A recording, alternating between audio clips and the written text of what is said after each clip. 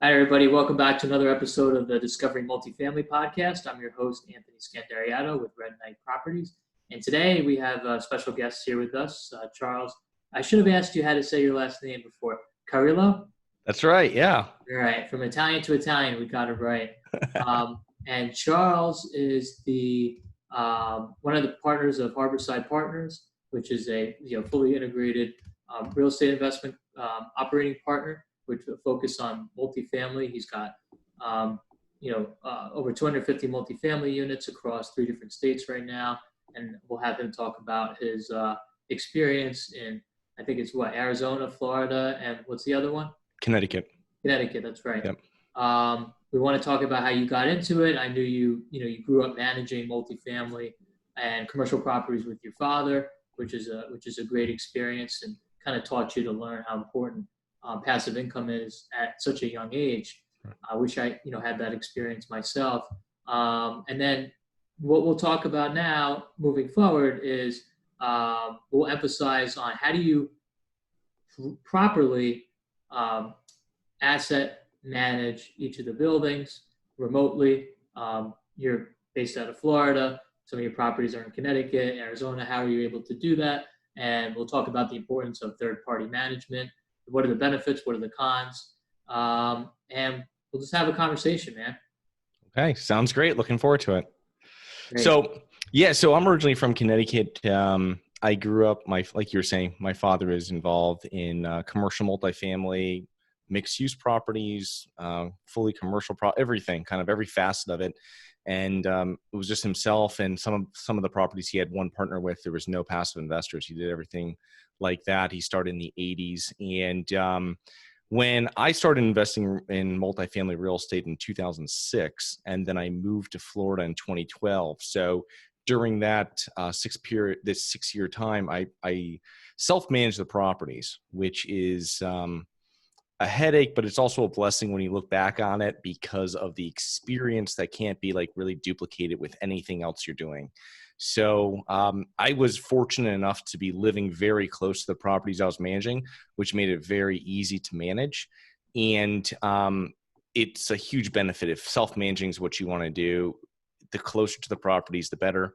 I was actually living inside one of them, house hacking, what they call it now. But the other two are walking distance from it. So it was very easy to set up the scales of economy for that.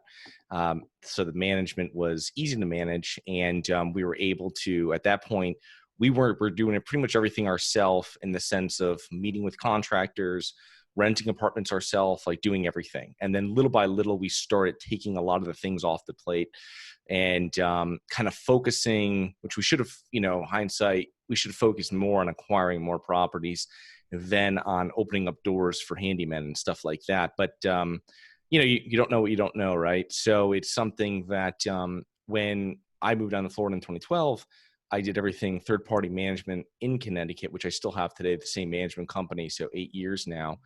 And they're smaller properties, so they don't require as much asset management as with a larger property. When we're doing asset management, we have weekly calls with the property management companies.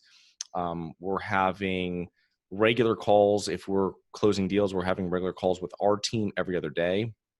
We're probably having calls with our group every 2 weeks if we are on deals that have already closed. So there's a lot of communication that happens. And if you just have, a 3-unit or a 6-unit somewhere, you're not going to have that much of a requirement if you've already added value and done the work to the properties. But during that value add stage, or doing any type of deferred maintenance that you might have after you purchase, it's very important to keep in contact with the people you have on the ground, which is mainly your property management company. If you're large enough where you have someone actually on the ground, that's a whole different kind of story. But it's very important to keep that lines of communication open, and kind of have the idea in the property manager's head of when you need to be contacted, right? So let them know that says anything, you might start that lower, might say, hey, anything $250 or $500 and above, give me a call. Anytime there's a vacancy, give me a call. I have it on my smaller multifamily. I have someone inside their office send me an email and tell me there's a vacancy. And then I forward that to one of my VAs that takes care of posting it on Zillow, Craigslist, everywhere. And that's just one thing I know. Then I know that we're going to advertise that property better and faster than the property management company would at anyway.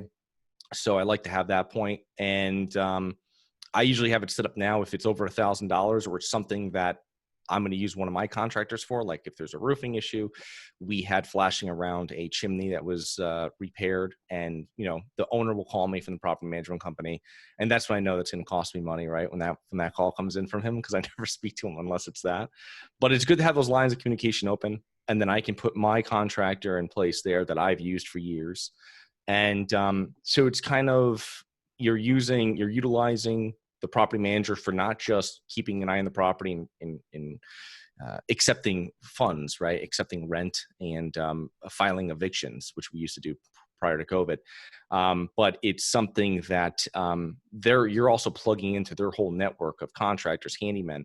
And, a contractor might not be that difficult to find for someone, but it's very difficult to find competent handymen that are going to show up and do your work, especially if you're out of state or you're out of town, if you're absentee, let's say. And so that's something that you're plugging into and finding someone, say for whatever they charge, $20, $25 an hour. It's much easier doing that than trying to find licensed people to do every kind of task in your properties. And so, yeah, that's the most important thing I think about with asset management. That's great. Could you talk about, you mentioned the term VA. Could you explain what a VA is, how they work, how much generally do they charge? Is it worth it? How do you find them? Can you talk more about VAs? Yeah. So with VAs, you can use them for everything, right? So I have VAs that, like I said, they'll take care of some of the administrative tasks, like putting up properties for rent. They take everything. When we put stuff on social media, we have that all done, edited, all posted by one of our assistants. We have other tasks. We have people that write articles for us. And when they write it, obviously those are going to be different VAs, but you can find VAs for everything. We usually utilize like Upwork.com. I know a lot of people can go onto like Manila's, Philippines, Craigslist, and do it that way. And that's a little bit more of an in-depth process. You're going to do research and you're reviewing. I'd rather work with someone, save the time, and maybe you're paying $1 or $2 more an hour, which really isn't that much. And someone that actually has reviews, someone that actually, has experience in what you're trying to hire them for.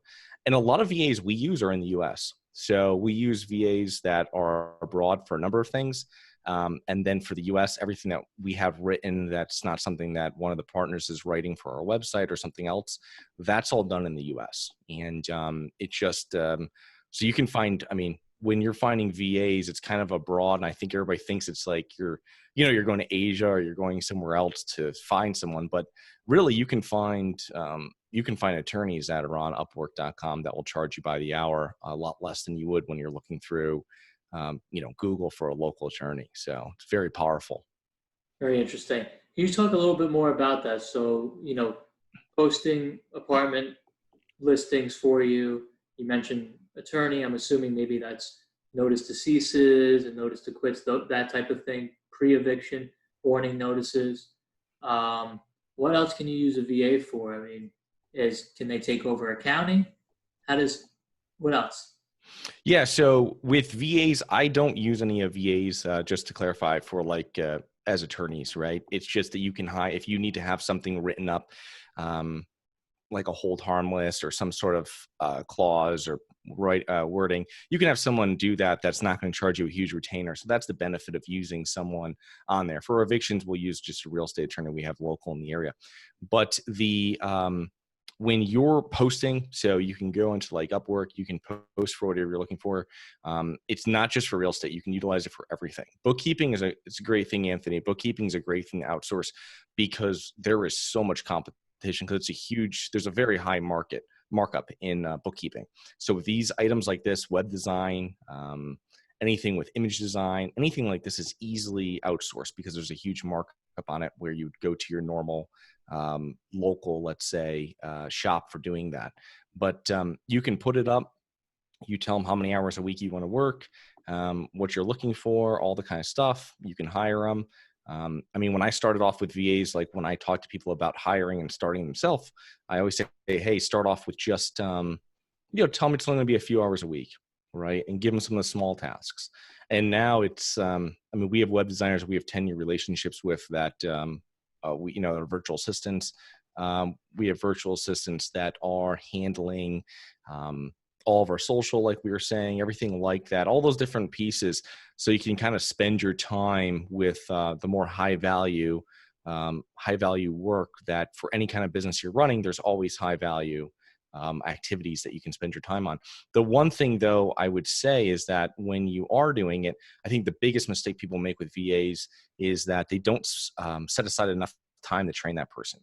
And I was reading one place, for every hour that you want to offload off your plate, you should plan on 30 hours for training that person, which I feel is a little much when you're thinking about it. If you're using something like Upwork, maybe if you went directly to someone on Craigslist, that might be something you're looking at. But when we do it, what we'll do is it's going to be many weeks. It's going to be a couple months where you're finding a writer and then you go, nope, that person doesn't know what I want them to write about. They don't understand it like they said they did. Or you don't like someone's style, or there's an issue, and we'll deal with smaller things. And then when it gets to the point, we'll be putting them onto our actual Slack channel, right? And then you're dropping files back and forth. And that's when you're getting, after a couple months of working with someone, that's when you're really getting the benefits of the virtual assistant, right? When you're, you wake up, you check your computer and stuff's already done for you, right? And you're saving time here or there. Hey, put these two for real estate before send over transfer stuff from this PDF to this PDF. Hey, go on to this county and check on this address. Here's the link, and check for any permits or citations, anything like this. Like, check for that, put into this Google sheet. Thank you. And all small stuff like that, just the time it just saves is immense when you look back on it and you see how much you've actually completed with your day and how much you've taken off your plate. So super important for anybody in business, not just real estate.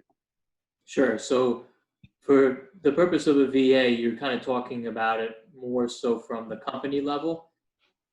What about property management? So do you combine the two? I'm going to ask the rhetorical question of, what are you paying a property manager for? At each of the properties where you can have a VA to kind of take over. Obviously, you need somebody on the ground. I'm just trying to understand, can the two intertwine together, or are they two separate entities? What are your thoughts? Yeah, so you can set up the virtual assistant, which is kind of a virtual assistant. I think, I've spoken to people before and they consider like a remote employee, which I feel for people that I work with, I mean, my virtual assistants / remote employees, I mean, I even bonus them when we buy new properties. So it's, they're pretty much almost on payroll, you know what I mean? So they are, when we close on a property, which we're doing one like today, like I was telling you earlier, Anthony, like we're going to bonus them over, because that's the whole point. Hey, we're buying more property. When we buy more property, you're going to make more money. So everything you have to do is all team effort. You know what I mean?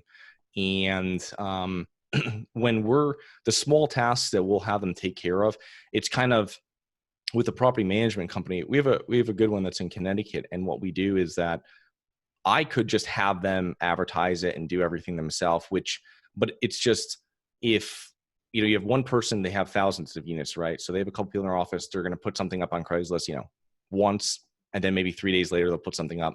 I want this guy to wallpaper Craigslist. I want, we put on Zillow, or all the different ones that they have on that platform, and it's like 50. You know what I mean? You're getting 50 inquiries a day by mess. You know what I mean? So it's like, that's what I want. I want to send, and then what I do is I just have the VA put it into like a text document or something, and send it to me, and then I just forward that right to my property manager. So now it's like, we have an apartment that we're renting in Connecticut, and they probably have 150 names that came in over the last week. So if the agent can't rent it with 150 people, you know what I mean? You're not going to rent it. So it's something that it just really attacks it, and you really keep down your turnover, because anybody that's owned real estate, especially smaller real estate where the money is actually coming right out of your pocket, right? It's not a syndication where it's kind of covered over by other units and stuff. It really hurts when you have it. You know what I mean? When you have the vacancy, when you have a down unit. So my thing is just, I like to keep an eye on it. It's my way of keeping an eye on it and also attacking the problem right away. And then with the property manager, they take care of everything else. So they're going to collect the rent. They're going to review. They're going to, clean the hallways. They're going to take care of everything else. They're going to make sure regular maintenance is done.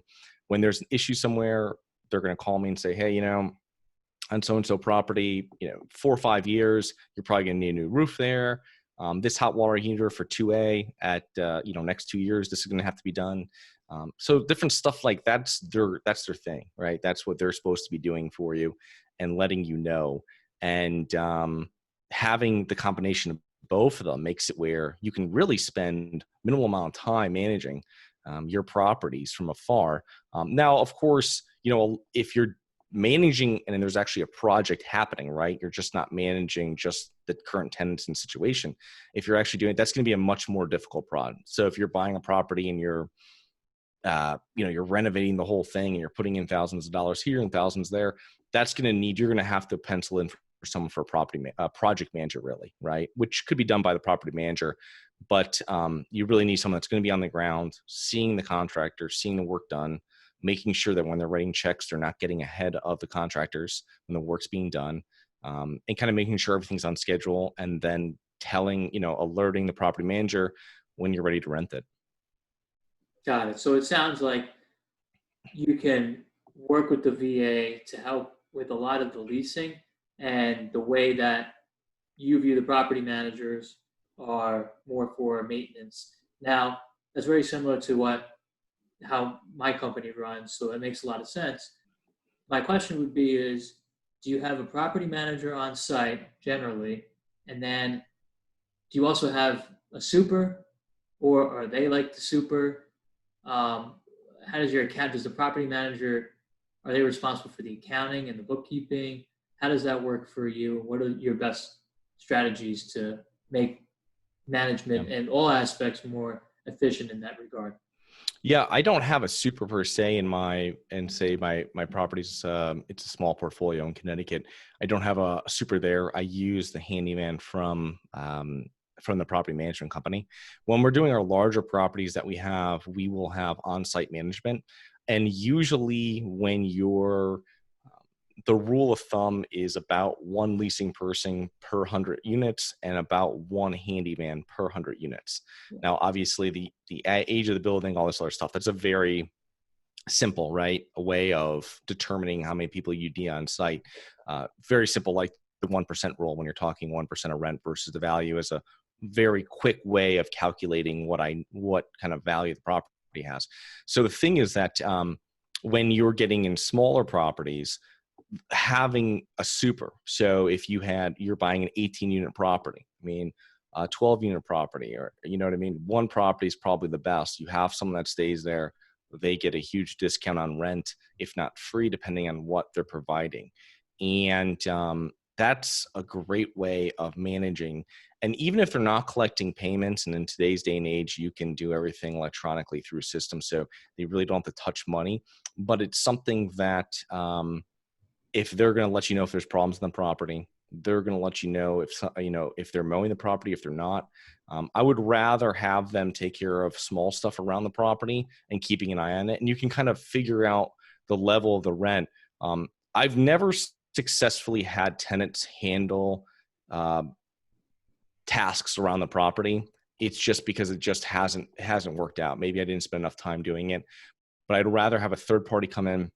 If we're talking up north, snow removal, right?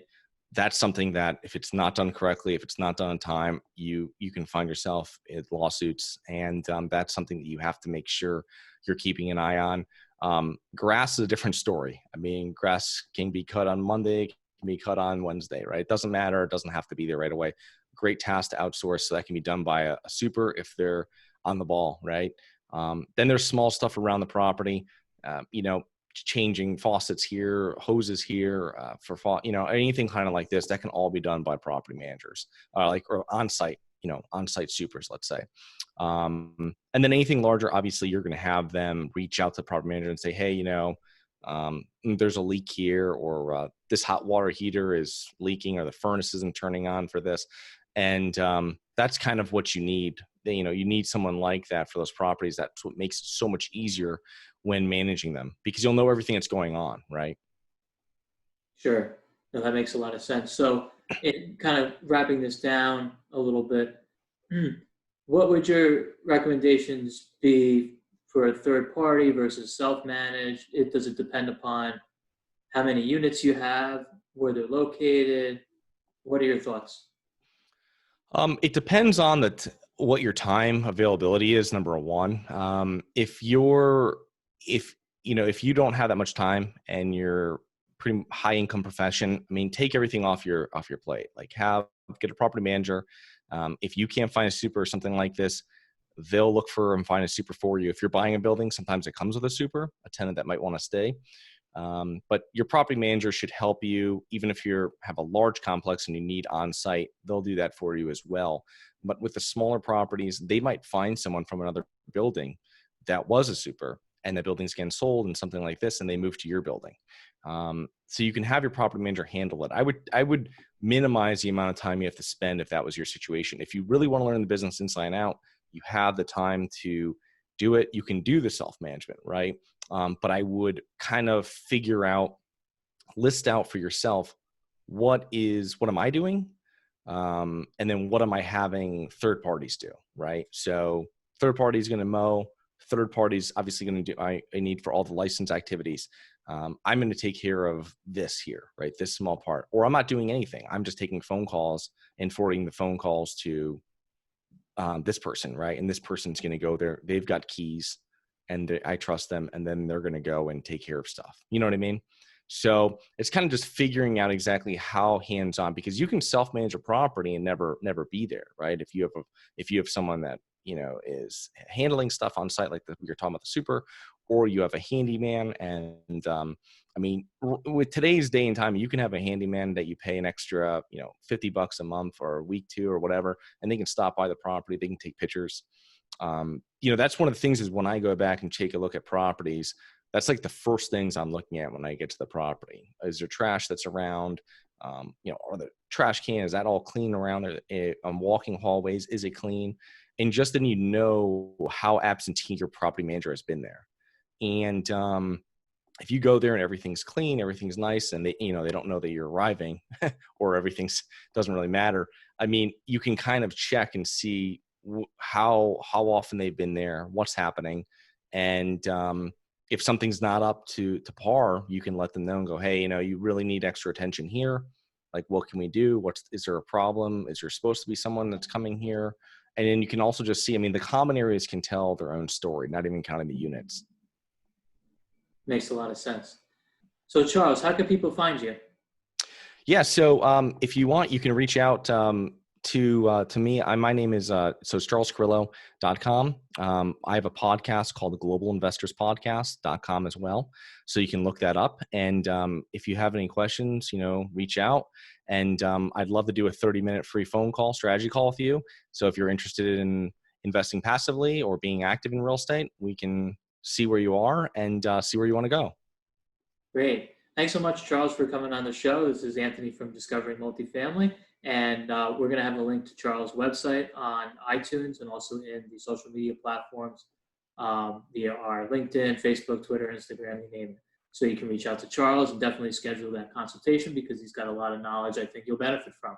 So thanks again for coming on, Charles. Really appreciate your time. And hopefully we'll have you on again in the next 6 months to a year. Sounds good, Anthony. Have a great day. Thank you.